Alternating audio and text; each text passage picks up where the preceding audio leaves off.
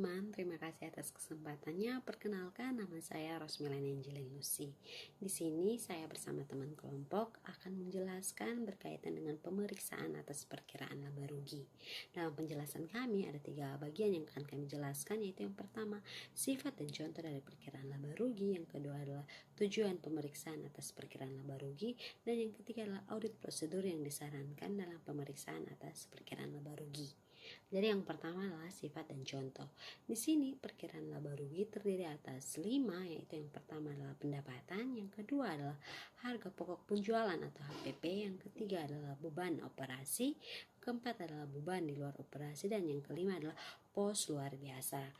Yang pertama adalah pendapatan. Menurut PSAK nomor 23 revisi tahun 2005, pendapatan adalah penghasilan yang timbul dari pelaksanaan aktivitas entitas yang normal dan dikenal dengan sebutan yang berbeda seperti penjualan, penghasilan jasa, dividen, bunga, royalti, dan sewa. Kemudian yaitu HPP atau harga pokok penjualan. HPP di sini adalah jumlah yang harus dikeluarkan oleh perusahaan atau entitas untuk memperoleh barang yang terjual atau cost of merchandise sold, atau untuk memproduksi barang yang terjual atau cost of goods sold. Kemudian beban operasi. Beban operasi adalah beban yang terdiri atas 2. Yang pertama adalah beban penjualan dan yang kedua adalah beban administrasi dan umum. Beban penjualan di sini contohnya antara lain seperti gaji bagian penjualan, komisi salesman, biaya iklan, promosi, entertainment, transportasi, dan lain sebagainya. Untuk beban umum dan administrasi di sini contohnya adalah gaji bagian akuntansi, personalia dan umum, biaya sewa, listrik, air, telepon, perjalanan dinas, penyusutan inventaris kantor, dan lainnya. Kemudian apa itu pos luar biasa? Pos luar biasa di sini maksudnya adalah kerugian yang timbul dari kejadian atau transaksi yang bersifat tidak normal atau yang tidak sering terjadi. Misalnya di sini adalah kerugian sebagai akibat dari bencana. Contoh bencana di sini seperti gempa bumi, kebakaran, ataupun banjir. Baik, selanjutnya akan dijelaskan oleh teman kelompok. Nama saya Rizal, saya akan mempresentasikan hasil pekerjaan dari kelompok kami pada bagian tujuan pemeriksaan audit objektif perkiraan laba rugi. Yang pertama, untuk mengetahui apakah terdapat internal kontrol yang baik atas pendapatan dan beban, termasuk apakah perusahaan menggunakan akrual basis untuk mencatat pendapatan maupun beban. Sini penjelasannya, untuk memeriksa apakah terdapat internal kontrol dan baik atas pendapatan dan beban. Jika internal kontrol atas pendapatan yang cukup kuat, berarti seluruh pendapatan yang menjadi hak perusahaan dalam suatu periode telah atau akan diterima dan dicatat oleh perusahaan. Jika internal kontrol atas beban cukup kuat, berarti biaya yang menjadi beban perusahaan dalam suatu periode telah atau akan dibayar dan dicatat seluruhnya oleh perusahaan. Selain itu, diharapkan efisiensi biasa ditingkatkan, yaitu di sini beberapa ciri internal kontrol yang baik atas pendapatan dan beban. Yang pertama, digunakannya formulir-formulir yang pre-number seperti purchase registration, purchase order, receiving report, official receipt, sales order, delivery order, sales invoice, sale invoice, dan lain-lain. Yang kedua, adanya pembagian tugas dan tanggung jawab antara fungsi-fungsi dalam perusahaan. Dan yang ketiga, digunakannya anggaran pendapatan dan biaya atau budget, dan setiap akhir bulan dibuat perbandingan antara budget dan realisasinya, dan kemudian analisis varians yang terjadi. Keempat, adanya sistem otorisasi yang dipegang oleh beberapa orang berdasarkan jenjang jabatannya, baik untuk persetujuan kredit, pengiriman barang maupun harga diskon. Kelima, digunakannya program komputer untuk menghitung gaji dan PPh 21. 6, digunakannya time card untuk mengontrol jumlah jam kerja dan masing-masing pegawai. Yang ke-7, adanya personal life untuk masing-masing pegawai, yang antara lain memuat surat pengangkatan sebagai pegawai, kenaikan gaji, jenjang jabatan, status keluarga, dan data penting lainnya untuk masing-masing pegawai. Dan terakhir, adanya bagian internal audit yang berfungsi antara lain untuk mengecek kendala dan keakuratan data akuntansi. Yang berikutnya, untuk tujuan pemeriksaan yang kedua, untuk memeriksa apakah semua pendapatan yang menjadi hak perusahaan telah dicatat di buku perusahaan dan apakah pendapatan yang didapat benar-benar merupakan hak perusahaan dengan menggunakan cut off yang tepat. Penjelasannya yaitu untuk memeriksa apakah semua pendapatan yang menjadi hak perusahaan telah dicatat menggunakan cut off yang tepat. Maksudnya auditor harus yakin bahwa pertama, semua pendapatan dari kegiatan operasi maupun di luar kegiatan operasi, misalnya pendapatan bunga, penjualan barang-barang scrap, seluruhnya sudah dicatat dalam buku perusahaan dan uangnya telah atau akan diterima oleh perusahaan. Jangan sampai ada pendapatan yang masuk ke kantong karyawan, direksi atau pemegang saham yang merupakan pemilik perusahaan. Yang kedua, semua pendapatan dicatat dalam periode yang tepat, yaitu periode terjadi dan tidak terjadi pergeseran waktu pencatatan untuk tujuan window dressing. Yang ketiga, tidak ada pendapatan yang bukan menjadi hak perusahaan, misalnya pendapatan dari bisnis pribadi, memegang saham atau pemilik, dicatat sebagai pendapatan perusahaan untuk tujuan window dressing. Terima kasih. Berikutnya akan dijelaskan oleh teman saya. Perkenalkan, nama saya Sonia Selvianti Pinga. Di sini saya akan melanjutkan materi tentang tujuan pemeriksaan perkiraan laba rugi.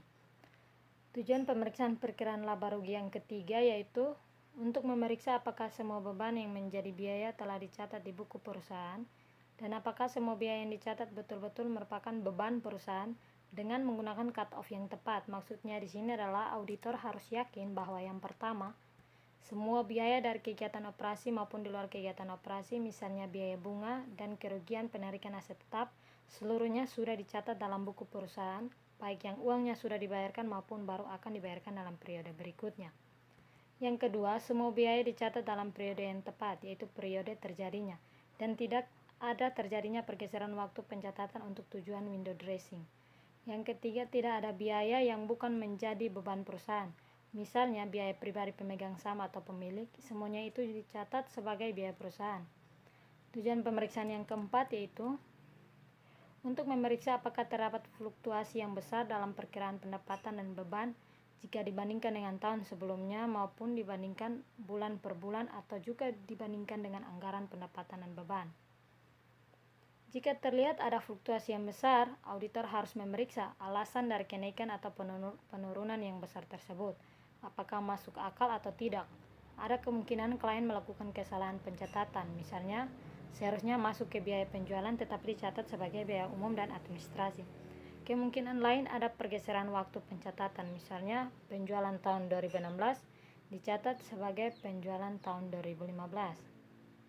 Bisa juga klien sengaja melakukan pergeseran mata anggaran karena anggaran tersebut sudah habis dipakai, sedangkan mata anggaran lainnya masih banyak yang belum terpakai. Tujuan pemeriksaan yang kelima yaitu untuk memeriksa apakah pendapatan dan beban telah dilaporkan sesuai dengan standar akuntansi keuangan.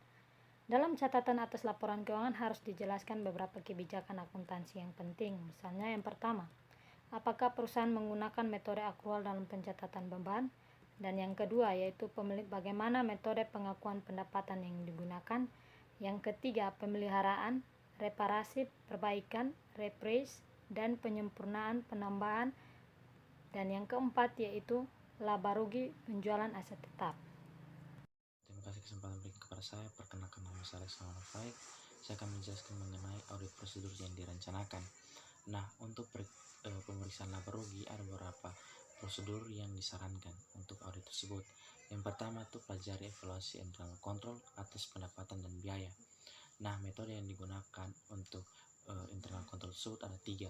Yang pertama kuesioner, yang kedua flowchart yang menggunakan beberapa rangkaian tahapan, dan yang ketiga yaitu naratif memo. Nah, yang kedua, minta rincian laporan laba rugi untuk periode yang diperiksa dan periode sebelum-sebelumnya, dan juga membuat rasio perbandingan antara rasio tahun lalu dan rasio industri. Itu yang kedua. Yang ketiga, minta rincian laba rugi periode yang diperiksa yang dibandingkan dengan budget untuk periode yang sama. Nah, kemudian hitung variance yang terjadi pada rupiah maupun persen. Nah, dari analisis variance tersebut kemungkinan bisa diketahui seandainya perusahaan melaporkan angka yang tidak sebenarnya dengan tujuan agar tidak terjadi penyimpangan yang besar dari budget yang sudah ditetapkan. Misalnya window desain penjualan, pergeseran mata uang, atau pergeseran waktu pencatatan. Nah, itu sekian dari saya, dapat dilanjutkan oleh teman saya. Terima kasih. Kenalkan, nama saya Nefrinelu. Di sini saya akan melanjutkan penjelasan tentang audit prosedur yang disarankan, yaitu minta rincian penjualan menurut jenis barangnya atau menurut area penjualannya yang mencantumkan kuantitas barang yang dijual maupun nilai uangnya selama setahun. Kemudian, bandingkan kuantitas yang dijual secara tes basis dengan pengeluaran barang yang tercatat pada kartu persediaan. Yang berikut, periksa cut-off penjualan untuk mengetahui ada atau tidaknya pergeseran waktu pencatatan penjualan. Lalu, periksa juga cut-off pembelian untuk mengetahui adanya pergeseran waktu pencatatan pembelian. Yang berikut, periksa pembayaran selanjutnya untuk mengetahui kemungkinan adanya kewajiban yang tidak tercatat. Lalu periksa juga koleksi berikutnya untuk mengetahui kemungkinan adanya piutang yang tidak tercatat. Oke, baik, terima kasih atas kesempatan yang diberikan kepada saya. Perkenalkan, nama saya Valerianus Adniana Jemadu. Pada kesempatan kali ini saya akan melanjutkan materi yang telah dijelaskan oleh teman-teman saya sebelumnya, yaitu berkaitan dengan prosedur pemeriksaan atas perkiraan laba rugi. Oke, sekarang kita masuk pada prosedur yang ketujuh. Prosedur yang ketujuh yaitu auditor harus membuat analisis terhadap beberapa perkiraan biaya atau pendapatan yang kemungkinan bisa ditanyakan oleh pihak pajak atau diperlukan dalam pengisian SPT untuk membuat koreksi fiskal atau yang memungkinkan timbulnya kontingen liability. Kontingen liability atau yang biasa kita kenal dengan utang bersyarat itu merupakan utang-utang yang sampai pada tanggal laporan posisi keuangan itu belum pasti dia diakui sebagai kewajiban. Nah, utang-utang seperti ini timbul akibat adanya kegiatan-kegiatan yang terjadi di masa lampau. Nah, biaya-biaya ini misalnya saya ambil contoh adalah biaya komisi penjualan, biaya sumbangan, biaya entertainment, biaya perjalanan, dan lain sebagainya. Dalam menganalisis perkiraan biaya, auditor harus bisa mengetahui apa isi dari biaya tersebut dengan cara membagi perkiraan tersebut menjadi beberapa bagian yang lebih kecil, kemudian memeriksa bukti-bukti pendukungnya. Nah, contohnya biaya sumbangan. Biaya sumbangan diberikan kepada siapapun dan dalam bentuk apapun, itu dia tidak diakui sebagai biaya oleh fiskal, sehingga pada akhirnya harus dilakukan yang namanya koreksi positif atau koreksi negatif. Nah, koreksi positif di sini itu merupakan koreksi yang dilakukan dalam membuat penyesuaian terhadap laba komersil dengan laba fiskal, sehingga mengakibatkan laba fiskalnya itu bertambah. Nah, sedangkan koreksi negatif itu kebalikan dari koreksi positif, yaitu merupakan koreksi yang dilakukan untuk membuat penyesuaian terhadap laba komersil dengan laba fiskal, sehingga membuat laba fiskalnya itu semakin rendah atau menurun atau berkurang. Nah, kenapa dilakukan koreksi tersebut, yaitu koreksi positif dan koreksi negatif tadi, itu karena adanya perbedaan pengakuan biaya menurut standar akuntansi keuangan yang berlaku di Indonesia, yaitu ETA, PSAK, atau IFRS, dengan undang-undang atau peraturan perpajakan yang berlaku di Indonesia. Nah, saya ambil contoh misalnya biaya sumbangan tadi. Biaya sumbangan dia diakui sebagai biaya oleh standar akuntansi keuangan yang berlaku di Indonesia. Namun, dia tidak diakui sebagai biaya oleh undang-undang perpajakan. Seperti itu. Itu hal yang harus diperiksa juga oleh auditor. Nah, setelah langkah tersebut, maka kita masuk dalam prosedur yang ke-8. Langkah yang ke-8 di dalam pemeriksaan atas perkiraan laba rugi. Nah, prosedur yang ke-8 yaitu untuk biaya-biaya dan ada kaitannya dengan pajak itu harus diperiksa apakah peraturan perpajakan yang berlaku telah ditaati atau belum.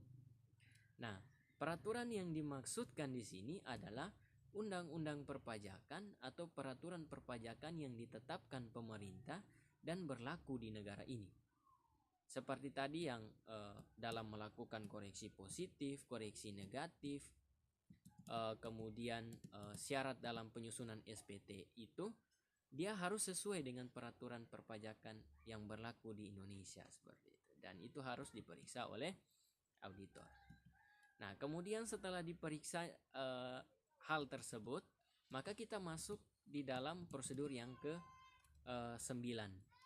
Prosedur yang ke-9 ini khusus untuk biaya gaji itu memiliki beberapa ketentuan, yaitu sebagai berikut.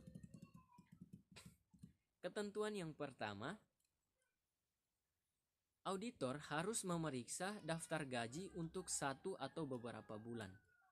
Nah, kemudian tes perhitungan PPh 21 untuk mengetahui apakah perhitungannya sudah sesuai dengan peraturan yang berlaku atau belum. Di sini auditor harus memeriksa keakuratan perhitungan dalam daftar gaji dan memperhatikan kemungkinan adanya pegawai fiktif dalam daftar gaji tersebut, atau pegawai yang sudah berhenti tetapi dia masih tercantum dalam daftar gaji. Nah, pegawai fiktif di sini saya misalnya adalah pegawai pensiunan, pegawai yang meninggal dunia, pegawai yang telah terkena mutasi dan sebagainya, tetapi dia masih terdaftar sebagai pegawai aktif. Jadi, maka auditor harus periksa itu begitu. Jadi kalau misalnya ada pegawai fiktif, maka itu harus dihilangkan. Kemudian ketentuan yang kedua yaitu auditor harus membandingkan total biaya gaji yang tercantum dalam perhitungan laba rugi dengan yang tercantum dalam SPT PPh 21. Nah, di sini auditor harus menjelaskan bagaimana perhitungan PPh 21-nya. Yang perlu diingat bahwa penghasilan tidak kena pajak atau PTKP-nya itu memiliki ketentuan, yaitu sebagai berikut. Ketentuan yang pertama adalah 54 juta per 1 tahun untuk wajib pajak orang pribadi. Kemudian ketentuan yang kedua yaitu 4.500.000 itu per tahun tambahan untuk wajib pajak yang kawin. Kemudian ketentuan yang ketiga 54 juta per 1 tahun tambahan untuk istri yang penghasilannya digabung dengan penghasilan suami. Dan ketentuan yang terakhir adalah 4.500.000 per 1 tahun tambahan untuk setiap anggota keluarga saudara dan keluarga yang memiliki garis keturunan lurus serta anak angkat yang menjadi tanggungan sepenuhnya, yang ketentuannya paling banyak 3 orang untuk setiap keluarga. Kemudian ketentuan gaji yang ketiga yaitu secara tes basis. Secara tes basis, auditor harus membandingkan data yang ada dalam daftar gaji dengan prosedur file untuk mengetahui apakah jumlah gaji yang sesuai dengan status keluarga itu sama atau tidak. Nah, ketentuan-ketentuan seperti ini tadi telah saya jelaskan pada poin B yang tadi telah saya jelaskan. Kemudian ketentuan gaji yang terakhir itu adalah auditor harus melakukan observasi atau penelitian pada saat pembayaran gaji. Nah, ini biasanya terjadi atau dilakukan pada perusahaan-perusahaan yang pegawainya sangat banyak. Mengapa dilakukan ini? Untuk mengetahui apakah ada pegawai fiktif. Nah, seperti itu.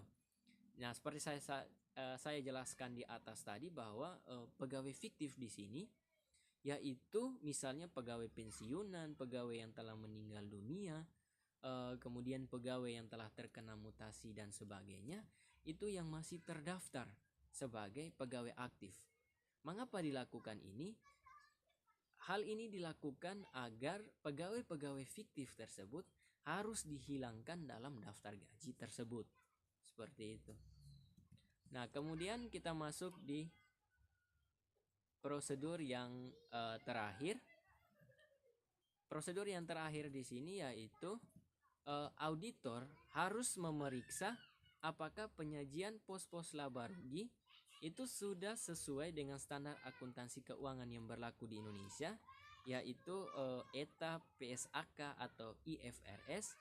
Begitu juga dengan kecukupan pengungkapan dalam catatan atas laporan keuangan. Nah, jangan sampai pos-pos laba rugi tersebut tidak sesuai dengan standar atau standar akuntansi keuangan yang berlaku di Indonesia. Hal ini juga pastinya akan merugikan perusahaan itu sendiri, karena laporan tersebut akan dinilai oleh masyarakat. Karena pada dasarnya setiap laporan keuangan itu harus bersifat transparan dan terbuka kepada masyarakat. Nah, kemudian sama halnya dengan pengungkapan dalam catatan atas laporan keuangan. Itu harus jelas, mulai dari kode-kodenya, kemudian simbol-simbolnya, dan juga arti kalimatnya itu harus jelas. Seperti itu. Oke, itu saja penjelasan dari saya. Terima kasih atas partisipasi dan perhatiannya. Saya ucapkan terima kasih.